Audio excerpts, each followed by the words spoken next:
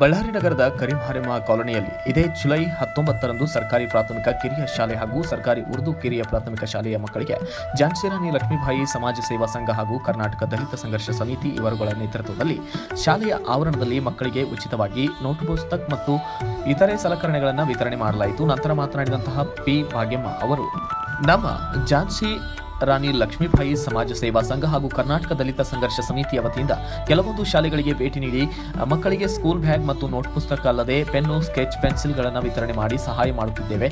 ಏಕೆಂದರೆ ಓದುವಂತಹ ಮಕ್ಕಳು ಈಗಿನ ಕಾಲದಲ್ಲಿ ಎಲ್ಲ ಸವಲತ್ತುಗಳನ್ನು ಓದುವ ಮಕ್ಕಳು ಕೇಳುತ್ತಾರೆ. ಅಲ್ಲದೆ ಅವರು ಓದುವ ಸಮಯದಲ್ಲಿ ಪೋಷಕರು ಅವರ ಮನೋಭಾವನೆಯನ್ನು ಗಮನಿಸಬೇಕೆಂದರು.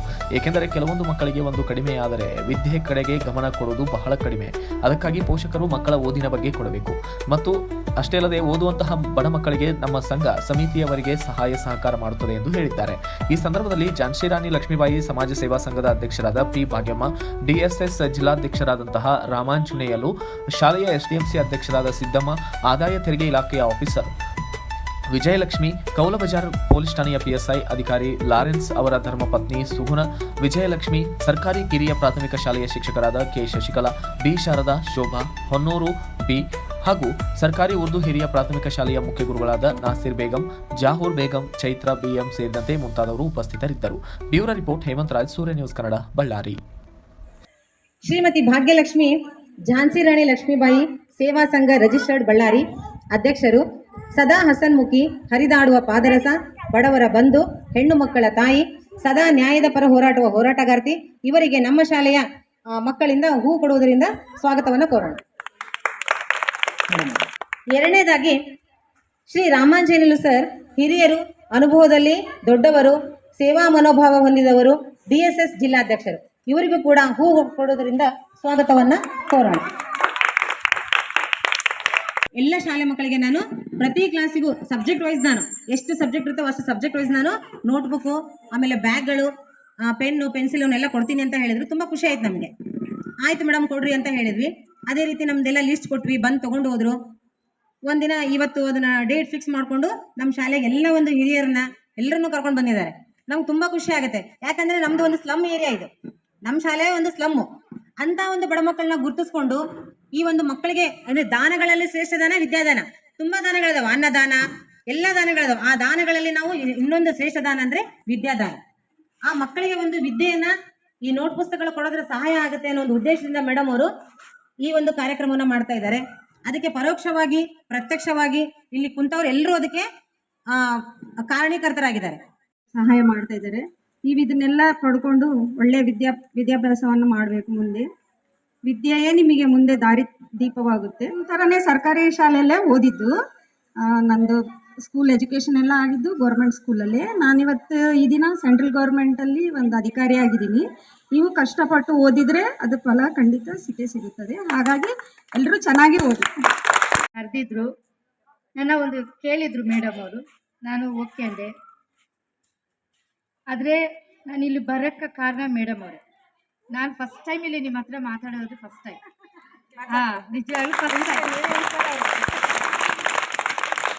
ನೀವು ಕೂಡ ಯಾಕಂದರೆ ಓದಬೇಕು ಅನ್ನೋದು ಯಾತಕ್ಕಾಗಿ ಅಂದರೆ, ನೀವು ಮುಂದೆ ಸಾಧನೆ ಮಾಡಬೇಕಂದ್ರೆ ಓದು ಎಷ್ಟು ಇಂಪಾರ್ಟೆಂಟ್ ಅಂದರೆ ನಿಮ್ಗೆ ಗೊತ್ತಿರುತ್ತೆ, ಅಷ್ಟು ಇಂಪಾರ್ಟೆಂಟ್ ಓದು. ನಿಮಗೆ ಏನು ಕೆಲಸ ಮಾಡಬೇಕಂದ್ರೂ, ಏನು ಮಾಡಬೇಕಂದ್ರೂ ಕೆಲಸ ಇರಬೇಕು, ಅದು ಓದಿರಬೇಕು. ನೀನು ಒಂದು ಬರೀಬೇಕಂದ್ರೂ, ಇನ್ನೊಂದು ಅಂಗಡಿಗೆ ಹೋಗ್ಬೇಕಂದ್ರೂ ನಿನಗೆ ಓದು ಅನ್ನೋದು ಇರಬೇಕು. ಯಾಕಂದರೆ ನಿನಗೆ ಲೆಕ್ಕ ಕೂಡ ಗೊತ್ತಾಗಬೇಕು. ಅಲ್ಲಿ ಎಷ್ಟು ನೀನು ದುಡ್ಡು ಕೊಡ್ತಿದ್ಯಾ, ಅವನು ಎಷ್ಟು ನಿನಗೆ ಚಿಲ್ಲರ್ ಕೊಟ್ಟಿದ್ದಾನೆ, ಎಲ್ಲ ತಿಳ್ಕೊಬೇಕು ಅಂದರೆ ನೀನು ಓದಲ್ಲಿ ಇಂಪಾರ್ಟೆಂಟ್. ನೀನು ಚೆನ್ನಾಗಿ ನೀವು ಓದಿದ್ರೆ ಮಾತ್ರ ನಿಮಗೆ ಒಂದು ಕೆಲಸ ಮಾಡೋಕ್ಕಾಗುತ್ತೆ. ಒಂದು ಕೆಲಸದಲ್ಲಿ ಇರ್ಬೋದು, ನಿಮ್ಮ ಫ್ಯಾಮ್ಲಿನ ನೋಡ್ಕೊಳ್ಬೋದು. ನಿನ್ನ ಕಷ್ಟ ನೀನು ಹೆಂಗೆ ಓದ್ತಿದ್ಯಲ್ಲ, ಗೌರ್ಮೆಂಟ್ ಸ್ಕೂಲಲ್ಲಿ ನೀವು ಓದ್ತಿದ್ದೀರಲ್ಲ, ಅದೇ ಥರ ನೀವು ಕೆಲಸ ಮಾಡಿ ದೊಡ್ಡವರಾಗಿ ನಿನ್ನ ಥರ ಓದ್ತಿರುವ ಮಕ್ಕಳಿಗೆ ನೀನು ಸಹಾಯ ಮಾಡೋರಾಗಿರ್ಬೇಕು. ಆ ಥರ ನೀವು ಇರಬೇಕು. ಇವಾಗ 2015-16ರಲ್ಲಿ ಸ್ಟಾರ್ಟ್ ಮಾಡಿದ್ದೀನಿ ನಾನು. ಅವಾಗಲಿಂದ ನಾನು ಸೋಷಲ್ ಸರ್ವಿಸಲ್ಲಿ ಭಾಳಷ್ಟು ಕೆಲಸಗಳು ಮಾಡ್ಕೊಂಡು ಬಂದಿದ್ದೀನಿ.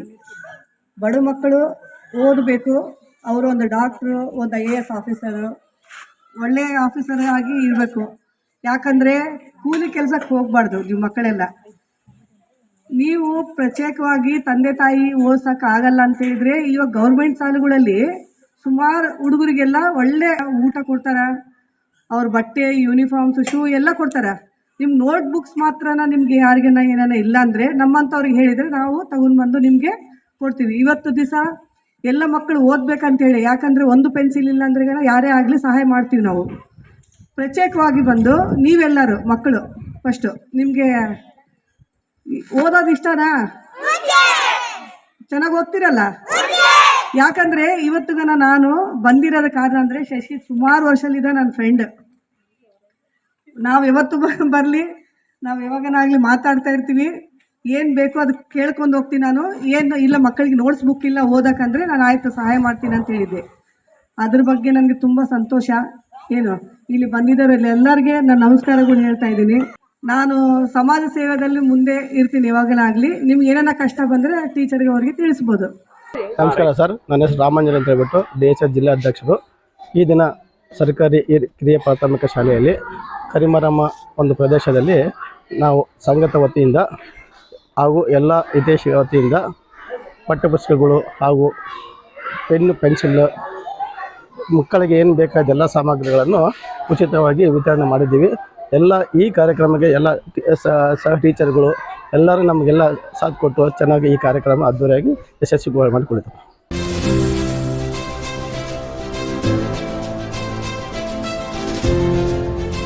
ಇದು ಸೂರ್ಯ ನ್ಯೂಸ್ ಕನ್ನಡ.